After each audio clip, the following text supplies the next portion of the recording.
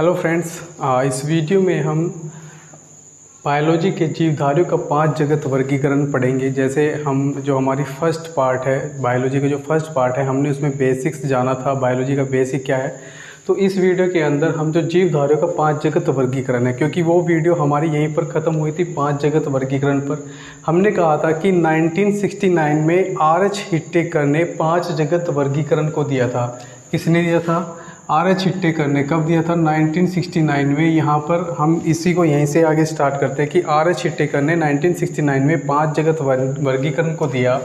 5 जगत वर्गीकरण जिसको बोलते हैं 5 किंगडम क्लासिफिकेशन। 5 किंगडम क्लासिफिकेशन बहुत इंपॉर्टेंट है। और मैंने कहा था कि हम सिर्फ इसके बेसिक्स के बारे में जानेंगे, वो इंपॉर्टेंट पॉइंट्स जानेंगे जो हमारे गवर्नमेंट एग्जाम में हमसे पूछे जाते हैं। तो चलिए स्टार्ट करते हैं। देखो, मैंने कहा था 5 जगत जो वर्गीकरण है, 5 जगत वर्गीकरण को हम बांटते हैं मोनेरा, प्रोटिस्टा, कवक, पादप, जंतु। मोनेरा, प्रोटिस्टा, कवक मतलब फंगी या फंजाई जिसे बोलते हैं। नेक्स्ट इज पादप, प्लांटेई, जंतु, एनिमेलिया। तो देखिए, सबसे पहले हम बात करते हैं मोनेरा की और प्रोटिस्टा की। मोनेरा की बात करते हैं। देखो, मोनेरा किंगडम में किनको रखा जाता है, कौन से ऐसी चीज़ हैं जो मोनेरा जगत में आती है। देखो, मोनेरा जगत में वो आती है। देखो, जब हम इस 5 जगत वर्गीकरण को बांटा गया तो इनके डेवलप के आधार पर, कि भाई इनके डेवलप ग्रोथ के आधार पर इनको रखा गया मोनेरा से ज़्यादा ग्रोथ हुई प्रोटिस्टा की, फिर कवक की, फिर प्लांट की, फिर एनिमल्स की। तो देखो, सबसे पहले मोनेरा बात करते हैं। मोनेरा एक कोशिकीय होते हैं। एक कोशिकीय मतलब क्या होता है? यूनिसेलुलर होते हैं या सिंगल सेल से जो बने होते हैं। यूनिसेलुलर मतलब जो सिर्फ एक ही कोशिका से जिनका निर्माण होता है, जो सिंगल सेल से बने होते हैं, उनको बोलते हैं एक कोशिकीय, यूनिसेलुलर। अब देखो, यूनिसेलुलर होंगे मतलब एक कोशिकीय होंगे। और दूसरा पॉइंट है, ये कैसे होते हैं? प्रोकैरियोटिक होते हैं। प्रोकैरियोटिक की वीडियो भी हम एक्सप्लेन कर चुके हैं। प्रोकैरियोटिक कोशिका कैसी होती है। देखो, प्रोकैरियोटिक मतलब क्या होता है? प्रोकैरियोटिक वो कोशिका होती है जिसके अंदर, प्रोकैरियोटिक सेल वो सेल होता है जिसके अंदर जो न्यूक्लियस होता है, जो केंद्रक होता है, वो पूरी तरह से विकसित नहीं होता है। पूरी तरह से विकसित केंद्रक नहीं होगा, मतलब केंद्रक जो पाया जाएगा अपनी इनिशियल स्टेज में पाया जाएगा, तो पूर्ण विकसित केंद्रक नहीं होता। अगर क्वेश्चन कई बार पूछा जाता है कि किस में पूर्ण विकसित केंद्रक नहीं पाया जाता, प्रोकैरियोटिक या यूकैरियोटिक, तो प्रोकैरियोटिक में पूर्ण विकसित केंद्रक नहीं पाया जाता है। तो एक पॉइंट हमारा यहाँ से हो गया। देखो, प्रोकैरियोटिक होता है। प्रोकैरियोटिक में जो दूसरे ऑर्गेन्स होते हैं, जैसे कि भाई माइटोकॉन्ड्रिया, प्रोकैरियोटिक में नहीं पाए जाते, ठीक है, क्योंकि पूरी तरह से विकसित नहीं होता है। और अगर बात करें कि भाई मोनेरा जगत में क्या आता है, तो सभी बैक्टीरिया, जितने भी बैक्टीरिया हैं वो मोनेरा जगत में आते हैं। सभी बैक्टीरिया को मोनेरा कैटेगरी के अंदर रखा गया है। नेक्स्ट पॉइंट इसका है कि विकसित केंद्रक नहीं पाया जाता। मैंने पहले कहा कि इसमें वेल डेवलप्ड न्यूक्लियस नहीं होता, विकसित केंद्रक नहीं होता। और जब विकसित केंद्रक नहीं होता तो केंद्रक झिल्ली भी नहीं होगी। कई बार क्वेश्चन पूछ लिया जाता है क्या इसमें केंद्रक झिल्ली पाई जाती है? इसके अंदर केंद्रक झिल्ली नहीं होती है। इसके अंदर एक न्यूक्लियस होगा। इसके अंदर क्या होगा कि सेल के अंदर, अगर देखो फिर ये पूछ लिया जाता है कि भाई जब केंद्रक नहीं होता तो जो जेनेटिक मटेरियल है, जेनेटिक मटेरियल कैसे मिलता है? देखो, प्रोकैरियोटिक कोशिका के अंदर हमने जेनेटिक मटेरियल को एक्सप्लेन किया हुआ है कि ये एक न्यूक्लियोइड की फॉर्म में मिलता है। इसका जेनेटिक मटेरियल एक न्यूक्लियोइड की फॉर्म में मिलता है और कुछ इधर उधर बिखरा रहता है। तो जेनेटिक, इसका एक न्यूक्लियोइड पाया जाएगा इसके अंदर, न्यूक्लियोइड में ही इसका जेनेटिक मटेरियल होता है। नेक्स्ट है भाई इसका पोषण कहता है। देखो, इसका पोषण स्वपोषी होगा, परपोषी होगा, रासायनिक संश्लेषी होगा और सिम्बायोटिक होगा। देखो, स्वपोषी ऑटोट्रोपिक, परपोषी हीटरोट्रोपिक और रासायनिक संश्लेषी कीमियोट्रोपिक। स्वपोषी मतलब ऑटोट्रोपिक, जो मतलब खुद से ही अपना भोजन तैयार करेंगे। खुद से भोजन कैसे तैयार करेंगे भाई? खुद से भोजन तैयार करने के लिए तो जैसे सूर्य की लाइट चाहिए, क्योंकि फोटोसिंथेटिक पिगमेंट वगैरह पाया जाएगा। कि एनिमल तो है नहीं, ये तो क्या है, और ना ही प्लांट है। प्लांट की कैटेगरी में भी इनको नहीं रख सकते बैक्टीरिया को। तो फिर भी इसमें क्या होता है कि कुछ ऐसे हैं जैसे कि ब्लू ग्रीन एल्गिया, नील हरित शैवाल। नील हरित शैवाल जो है वो एग्जाम्पल है किसकी? मोनेरा कैटेगरी के अंदर ही आती है नील हरित शैवाल। नील हरित शैवाल के अंदर क्लोरोफिल पाया जाता है, जिससे कि क्या होता है कि वो सूर्य के प्रकाश में अपना भोजन तैयार कर लेती है। लेकिन अगर पूछा जाए कि क्या ये प्लांट की कैटेगरी में आता है, लेकिन हम उसे प्लांट की कैटेगरी में नहीं रखते, क्योंकि जो इसके अंदर जो ब्लू ग्रीन एल्गिया होती है, इसका क्लोरोफिल, प्लांट क्लोरोफिल बिल्कुल डिफरेंट होते हैं। फूड बनाने का जो प्रोसेस होता है बिल्कुल डिफरेंट होता है, इसलिए इसको प्लांट के अंदर नहीं रखते हैं। तो परपोषी होता है, हीटरोट्रोपिक जो होता है वो दूसरी चीज़ों से, दूसरी वस्तुओं से अपना भोजन, एनिमल से हो सकता है, प्लांट से हो सकता है, बैक्टीरिया, आपको पता है बैक्टीरिया हर जगह रहता है, हवा में, वायु में, जल में, हर जगह बैक्टीरिया रह सकता है। इवन दो 80 डिग्री सेल्सियस तक, अगर हम बात करें 80 डिग्री सेल्सियस तक, हाइयर 80 डिग्री सेल्सियस तक और -78 डिग्री सेल्सियस तक बैक्टीरिया आराम से सर्वाइव कर सकता है, आराम से जीवित रह सकता है। तो बैक्टीरिया हर स्थिति में पाए जाते हैं। नेक्स्ट होता है कोशिका भित्ति। देखो बैक्टीरिया की जो कोशिका भित्ति होगी, ये हम कहेंगे मोनेरा में जो पाएंगे, इनकी कोशिका भित्ति किसकी बनी होती है? पेप्टिडोग्लाइकोन की बनी होती है। तो बैक्टीरिया में बात की जाएगी, कोशिका भित्ति किसकी बनी होगी? पेप्टिडोग्लाइकोन की बनी होगी। पेप्टिडोग्लाइकोन एक मिश्रण होता है किसका? Sugar plus amino acid. Sugar plus amino acid का मिश्रण होता है पेप्टिडोग्लाइकोन। तो ये बहुत इंपॉर्टेंट पॉइंट थे इसके। मोनेरा जगत में सबसे पहला क्वेश्चन, सारे बैक्टीरिया मोनेरा के अंदर आते हैं। सेकंड, ये प्रोकैरियोटिक होते हैं। देखो प्रोकैरियोटिक सिर्फ मोनेरा के अंदर ही आता है, याद रखना, बाकी सारे यूकैरियोटिक है। प्रोकैरियोटिक होते हैं, मोनेरा में प्रोकैरियोटिक होते हैं, यूनिसेलुलर होते हैं और सभी बैक्टीरिया इसके अंदर आते हैं। और नेक्स्ट इसमें क्या है कि इसमें पूर्ण विकसित केंद्रक नहीं पाया जाता, वेल डेवलप्ड न्यूक्लियस नहीं होगा। और जब पूर्ण विकसित केंद्रक नहीं होगा तो भैया केंद्रक झिल्ली भी नहीं होगी। और इसके अंदर क्या होता है कि ये पोषण किस तरह से करें? पोषण हर तरह से पोषण कर सकते हैं। स्वपोषी हो सकते हैं, परपोषी हो सकते हैं, कीमोट्रोपी हो सकते हैं, हीटरोट्रोपिक हो सकते हैं, एसिम्बायोटिक हो सकते हैं। नेक्स्ट इज कोशिका भित्ति। कोशिका भित्ति पेप्टिडोग्लाइकोन की बनी होता है। ये कुछ इंपॉर्टेंट पॉइंट्स थे। अब रहा बैक्टीरिया टॉपिक। बैक्टीरिया एक बड़ा टॉपिक है। बैक्टीरिया टॉपिक को हम अलग से डिस्कस करेंगे, जैसे कि इसकी शेप क्या होती है, कोकस शेप होती है, विब्रियो शेप होती है, तो इसकी शेप के बारे में, और ये किस तरह के हैलोफाइल्स होते हैं, थर्मोएसिडोफाइल्स होते हैं, इनकी अलग अलग टाइप्स के बारे में हम डिस्कस करेंगे। बैक्टीरिया का अलग से एक टॉपिक लेंगे जिसमें हम इससे होने वाले फ़ायदे, इससे होने वाले नुकसान, हमको क्या फ़ायदे हैं, क्या क्या नुकसान हो सकते हैं, फसलों के लिए क्या क्या फ़ायदे हैं, एनिमल्स के लिए क्या क्या फ़ायदे और नुकसान है, वो सारे बातें बैक्टीरिया की क्लास में डिस्कस करेंगे। अभी बेसिक हमने सिर्फ जानना है कि मोनेरा में क्या, मोनेरा कैटेगरी के अंदर क्या क्या आता है। Next is protista. प्रोटिस्टा, देखो प्रोटिस्टा भी यूनिसेलुलर होते हैं। यूनिसेलुलर होंगे, कैसे होंगे भैया? यूनिसेलुलर होंगे, एक कोशिकीय होंगे जैसे मोनेरा होते हैं, बट यूकैरियोटिक होते हैं। अब ये पॉइंट ध्यान रखना, यूकैरियोटिक क्या होता है? यूकैरियोटिक मतलब होता है जिसमें पूर्ण विकसित केंद्रक पाया जाए। यूकैरियोटिक जहाँ पे भी आ जाए समझ लेना पूर्ण विकसित केंद्रक मिलेगा। यूकैरियोटिक, क्योंकि यू का मतलब होता है क्या? यू से दिखाता है, ये यू से यही शो किया गया है यहाँ पे, पूर्ण मतलब पूरी तरह से विकसित केंद्रक यहाँ पे मिलेगा। एक्वेटिक मोस्टली क्या है कि जलीय होते हैं, जल में पाए जाते हैं। पूर्ण विकसित केंद्रक लिखा भी हुआ है, पूर्ण विकसित केंद्रक पाया जाता है। पोषण कैसे होगा इनका? स्वपोषी होगा और परपोषी होगा। स्वपोषी मतलब खुद से भोजन बनाएंगे या फिर दूसरी चीज़ों से भोजन ग्रहण करेंगे। ऑटोट्रोपिक होगा या फिर हीटरोट्रोपिक होगा। नेक्स्ट इज पादप और जंतु के बीच, देखो एक है येगिलिना। अब हमने कहा कि भैया अब हम इन चीज़ों को एक्वेटिक हैं, प्लांट्स की कैटेगरी के अंदर लेकर आ सकते हैं, बट जैसे ही हम बात करते हैं कि येगिलिना एक एग्जाम्पल है प्रोटिस्टा की, और ये एक कड़ी की तरह है। जो किसके बीच में कड़ी है? पादप और जंतु के बीच में, मतलब इसमें दोनों गुण पाए जाएंगे, पादप के और जंतु के भी। तो येगिलिना के भी पूछा जाता है, येगिलिना किसकी एग्जाम्पल है? प्रोटिस्टा की एग्जाम्पल है। कौन से गुण पाए जाते हैं? पादप और जंतु के गुण पाए जाते हैं। अच्छा, पादप और जंतु के गुण पाए जाते हैं, तो ये गुण हैं कौन से? देखो भैया इसके गुण क्या है।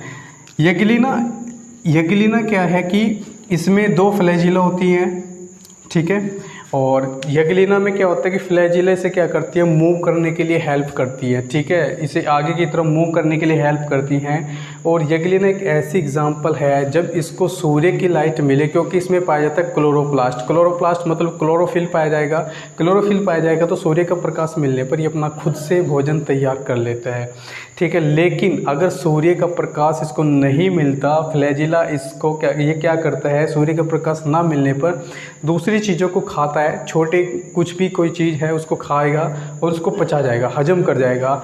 तो मतलब क्या होता है? दूसरी चीज़ों को खा भी लेता है। ये तो एनिमल वाला इसके अंदर गुण आ गया, और दूसरा प्रकाश संश्लेषण करता है, ये इसके अंदर प्लांट वाला गुण आ गया। तो इसीलिए इसको बोला जाता है कि ये पादप और जंतु के बीच का एक कड़ी है जो दोनों को जोड़ता है।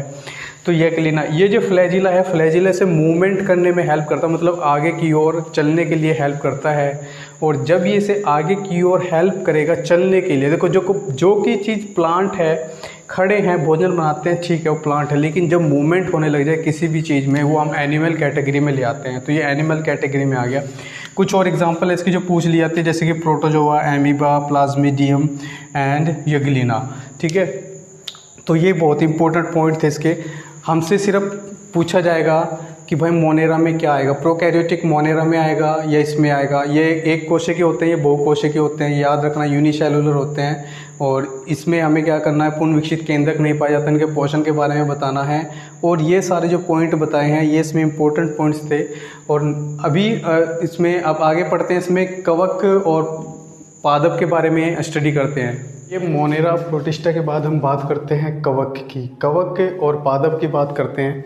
तो देखिए कवक और पादप, सबसे पहले फंगी की बात करेंगे, कवक की बात करेंगे कि कवक क्या होता है, कवक का पोषण किस तरह के। तो सबसे पहले हम बात करते हैं कवक। कवक क्या होता है, परपोषी होता है, हीटरोट्रोपिक होता है। परपोषी मतलब क्या होता है कि यह हमेशा दूसरी चीज़ों पर निर्भर करता है, जीवित रहने के लिए दूसरी चीज़ों पर निर्भर करता है, दूसरी चीज़ों को खाता है और उन्हीं पर निर्भर रहता है, उसी तरह से जीवित रहता है, अपने आप से खुद से भोजन नहीं बनाता है। कौन? परपोषी। ये यूकैरियोटिक होता है, ठीक है। कवक कैसे होते हैं? यूकैरियोटिक होते हैं। यूकैरियोटिक के बारे में आप अच्छे से जान चुके हैं। यूकैरियोटिक वो कोशिकाएं होती है जिन कोशिकाओं के अंदर वेल डेवलप्ड न्यूक्लियस, मतलब पूरी तरह से विकसित केंद्रक पाया जाता है, तो उसको बोलते हैं हम यूकैरियोटिक। और यूकैरियोटिक के आप जानते हैं, यूकैरियोटिक के अंदर दूसरे ऑर्गेन्स भी पाए जाते हैं जो प्रोकैरियोटिक सेल में नहीं होते। जब हम यूकैरियोटिक पढ़ेंगे उसको हम डिटेल में डिस्कस कर लेंगे। नेक्स्ट, ये बहुकोशिकीय होता है, मतलब मल्टी सेलुलर होता है। तो भैया जो फंगस होंगे, कवक होंगे, कैसे होंगे? बहुकोशिकीय होंगे, मल्टी सेलुलर होंगे। मल्टी सेलुलर कैसे? देखो हमने कहा था भाई मोनेरा सिंगुलर सेल है, यूनिसेलुलर है, प्रोटिस्टा सिंगुलर सेल है, यूनिसेलुलर है, लेकिन ये मल्टी सेलुलर है। मल्टी सेलुलर मतलब बहुकोशिकीय। मतलब इसमें क्या होता है, देखो कोशिकाएं, एक कोशिका बनती है, एक कोशिका से दूसरी कोशिकाएं आपस में बनकर मिलकर क्या करते हैं, किसी बॉडी का, किसी स्ट्रक्चर का निर्माण करती हैं। तो इसमें क्या होगा, बहुत सारी कोशिकाएं आपस में मिलती हैं, तो इसलिए बोलते हैं कि मल्टी सेलुलर होते हैं, बहुत सारी कोशिकाओं से मिलकर बने होते हैं। नेक्स्ट, पोषण। इनमें पोषण कैसा होता है? न्यूट्रिशन की बात करें, इसमें पोषण कैसा होगा? देखो पोषण, ये परजीवी होते हैं, मर्तो परजीवी होते हैं और सहपोषी भी होते हैं। देखो परजीवी, पैरासाइट, जो मतलब परजीवी उन्हें बोलते हैं पैरासाइट, जो लिविंग ऑर्गेनिज्म को खाकर जीवित रहते हैं, ठीक है। परजीवी मतलब जो दूसरे पेड़ पौधे या दूसरे जंतु हैं, कुछ भी हैं, मतलब कोई जीवित जो चीज़ है, जीवित चीज़ों के ऊपर क्या करते हैं, जीवित चीज़ों से अपना भोजन ग्रहण करते हैं, उनको बोलते हैं परजीवी। सेप्रोफाइट, मर्तो परजीवी। मर्तो परजीवी वो होते हैं जो मतलब मर्त चीज़ों से, सड़ी गली चीज़ों से अपना भोजन ग्रहण करते हैं, उसको बोलते हैं मर्तो परजीवी। जैसे कि मशरूम, मशरूम भी एग्जाम्पल है किसकी? मर्तो परजीवी की। मशरूम भी इसी की एग्जाम्पल है। Next is सहपोषी। सहपोषी मतलब सिम्बायोटिक एसोसिएशन। सिम्बायोटिक सहपोषी, सहपोषी वो होते हैं जो दो तरह से भोजन ग्रहण करते हैं, जिनमें दो तरह की चीज़ें पाई जाती हैं, जैसे कि लाइकेन, इसकी एग्जाम्पल है लाइकेन। लाइकेन बहुत इंपॉर्टेंट है और बहुत बार एग्जाम में पूछा गया है। देखो लाइकेन में दो आधार हैं, एक तो फंगस जिसे हम बोल सकते हैं कवक, और एक दूसरा होता है एल्गी जिसे बोलते हैं शैवाल। देखो इसमें कवक क्या करता है, कवक क्या करता है कि कवक इसको आश्रय प्रदान करता है, मतलब रहने का एक इसका स्ट्रक्चर तैयार करता है। कवक इसको आश्रय प्रदान करता है। एल्गी शैवाल इसके लिए क्या बनाता है? भोजन बनाता है। तो एल्गी क्या है? देखो एल्गी शैवाल है। शैवाल में आपको पता है क्लोरोफिल पाया जाता है। क्लोरोफिल की सहायता से, प्रकाश संश्लेषण की सहायता से भोजन तैयार होता है। तो कहीं पे भी आपसे पूछा जाए lichen is the combination of two things, fungus and algae. Algae जो है सेल्फ डिपेंडेंट होता है, जो प्रकाश संश्लेषण करता है। फंगस क्या है? कवक है जिसको आश्रय प्रदान करता है। एक और बहुत इंपॉर्टेंट क्वेश्चन है जो लाइकेन के बारे में पूछा जाता है, कि वो इंपॉर्टेंट क्वेश्चन ये है कि जो लाइकेन है ये पोल्यूशन का सूचकांक होता है, मतलब जहाँ पे भी प्रदूषण वगैरह पाया जाता है, प्रदूषण का सूचकांक लाइकेन होता है। कैसे कि जो पोल्यूटेड एरिया होता है, पोल्यूशन वाला जो स्थान होता है, वहाँ पर लाइकेन नहीं उगता है। तो ये लाइकेन की बहुत ही इंपॉर्टेंट पॉइंट्स है जो बार बार एग्जाम में पूछा जाता है, लाइकेन वहाँ पर नहीं उगेगा। और ना उगने का कारण क्या है कि भाई लाइकेन वहाँ पर क्यों नहीं उगता, क्या चीज़ को दर्शाता है कि लाइकेन यहाँ पर नहीं उग रहा? क्योंकि वहाँ पर SO2 की मात्रा अधिक हो जाती है। SO2 सल्फर डाइऑक्साइड की मात्रा अधिक हो जाएगी। SO2 की मात्रा अधिक होने से लाइकेन नहीं उगता है। तो ये कुछ इंपॉर्टेंट पॉइंट है फंगस के बारे में जो पूछे जाते हैं। परपोषी, यूकैरियोटिक, मल्टीसेलुलर, इसका पोषण, न्यूट्रिशन, परजीवी, मर्तोपरजीवी, सहजीवी और लाइकेन, इसके बारे में पूछा जाएगा। नेक्स्ट इज बात करते हैं पादप की, प्लांटे की। प्लांटे की बात करते हैं, पादप जगत के बारे में बात करते हैं। पादप जगत के बारे में देखो, पेड़ पौधे, जिसे आप जानते हो, पेड़ पौधे, झाड़ियाँ, ये सारी क्या है, पादप में आती हैं, प्लांट में आती हैं। आप अच्छे से जानते हो जितने भी प्लांट होते हैं मल्टी सेलुलर होते हैं, क्योंकि भैया सिंगल सेल से तो इतना बड़ा पेड़ खड़ा नहीं हो सकता। मल्टी सेलुलर, जब भी कोई बड़ा स्ट्रक्चर तैयार होगा तो वो मल्टी सेलुलर होगा। तो ये क्या होते हैं, मल्टी सेलुलर होते हैं। ऑटोट्रोपिक होते हैं। ऑटोट्रोपिक मतलब अपना भोजन स्वयं बनाते हैं, खुद से अपने भोजन को तैयार करते हैं। बहुकोशिकीय होते हैं, मतलब मल्टी सेलुलर होते हैं, बहुत सारी कोशिकाओं से मिलकर बने होते हैं। पोषण, इनके अंदर प्रकाश संश्लेषण होता है। जब हम यूकैरियोटिक कोशिका पढ़ेंगे और उसमें प्लांट सेल के बारे में पढ़ेंगे तो हम जानेंगे कि इसके अंदर क्लोरोप्लास्ट पाया जाता है और क्लोरोप्लास्ट के अंदर क्लोरोफिल होता है, जिसकी वजह से इसमें क्या होता है, फोटोसिंथेटिक होता है कि प्रकाश संश्लेषण होता है। कोशिका भित्ति, कोशिका भित्ति देखो क्या होता है कि जो यूकैरियोटिक कोशिकाएं होती हैं इनमें कोशिका भित्ति होती है। इसमें कोशिका भित्ति किसकी बनी होती है, सेलुलोज की बनी होती है। और इसमें जो फूड है, फूड क्या है कि जब ये सेलुलोज की बनी होती है, जब ये भोजन बनाते हैं और अपने भोजन को जमा भी करते हैं और इनका भोजन जो जमा होता है वो स्टार्च के रूप में जमा होता है। एग्जाम्पल है इसकी शैवाल, मांस, पुष्पीय तथा अपुष्पीय जितने भी पौधे हैं वो इसी के अंदर आते हैं। नेक्स्ट हमने जैसे कि फंगस, कवक की बात की जाए तो कवक के अंदर हम बात कर सकते हैं कि इसके अंदर जो सेल वॉल बनी होती है वो काइटिन की बनी होती है। तो हम एनिमेलिया की बात करते हैं। देखो एनिमेलिया मतलब जंतु जगत, जंतु जगत के अंदर देखो एनिमेलिया, एनिमल्स आप सभी जानते हैं, जितने भी आपको चलती फिरती चीज़ दिखती हैं, पशु जितने भी आपको दिखते हैं सब एनिमल्स हैं। यहाँ तक कि हम लोग भी एनिमल्स हैं, लेकिन हम कैसे एनिमल्स हैं, हम सोशल एनिमल्स हैं। ठीक है, तो हम सोशल एनिमल्स के अंदर आते हैं। तो एनिमल्स की बात करें तो हमारा जो बॉडी बनी होती है कोशिकाओं से मिलकर बनी होती है और बहुत कोशिकाएँ मिलकर हमारे शरीर का अंगों का निर्माण करती है। तो हम कह सकते हैं हमारी बॉडी कैसी है, मल्टी सेलुलर है।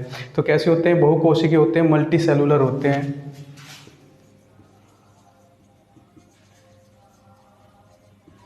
बहुकोशिकीय होते हैं, मल्टी सेलुलर होंगे, यूकैरियोटिक होंगे, परपोषी होंगे, परपोषी, हीटरोट्रोपिक। परपोषी मतलब क्या होता है कि देखो हम लोग हैं, हम दूसरी चीज़ों पर निर्भर रहते हैं। हम अपना भोजन, हमारा भोजन दूसरी चीज़ों पर निर्भर करता है। हम दूसरी चीज़ों को खाते हैं और उनको पचाते हैं। अब जब दूसरी चीज़ों को खाते हैं, पचाते हैं, तो उसको क्या बोलते हैं, समभोजी, होलोजोइक। होलोजोइक का मतलब क्या होता है कि होलोजोइक के अंदर जो दूसरी चीज़ों को खाते हैं और पचाते हैं, पचाते मतलब क्या करते हैं कि खाने के बाद जो अवशिष्ट पदार्थ बच जाता है उसको बाहर निकाल देते हैं, तो उसको बोलते हैं होलोजोइक समभोजी। जैसे हमने एक प्रोटिस्टा के अंदर पढ़ा था येगिलिना के अंदर हमने कहा था कि भाई अगर इसको सूर्य का प्रकाश नहीं मिलता, ये दूसरी चीज़ों को खाती है और उसको मतलब हजम कर जाती है ना, पचा लेती है और उसको मतलब क्या करते हैं, बाहर नहीं निकालते, तो वो येगिलिना है। लेकिन जब इनको बाहर निकाला जाए तो ये समभोजी में आ जाएगा। कैसा आ जाएगा, होलोजोइक में। मतलब अवशिष्ट पदार्थ को न्यूट्रिशंस, प्रोटीन लेने के बाद जो अवशिष्ट पदार्थ बचता है उसको बाहर निकाल देते हैं, दैट इज समभोजी, होलोजोइक। एग्जाम्पल है हाइड्रा, जेलीफिश, सितारा मछली, सिसफ, उभयचर पक्षी, स्तनधारी जीव। मतलब कहने का मतलब जितने भी पक्षी हैं, जंतु हैं, स्तनधारी जीव हैं, सभी किसके अंदर आते हैं, एनिमल्स के अंदर आते हैं। अगर पूछ ले जाए कि हम लोग इंसान किसके अंदर आते हैं, हम भी एनिमल्स के अंदर आते हैं, बट हम सोशल एनिमल हैं। तो ये हमारे 5 जगत वर्गीकरण था, 5 किंगडम क्लासिफिकेशन था। हमने सिर्फ वही बेसिक इंपॉर्टेंट पॉइंट्स लिए हैं जो एग्जाम के अंदर यहाँ से पूछे जाते हैं। रहा बैक्टीरिया, वायरस, ये जितने तुम्हारे हैं, ये नेक्स्ट आने वाली वीडियो में इनको डिटेल में एक्सप्लेन किया जाएगा। Till then thank you very much.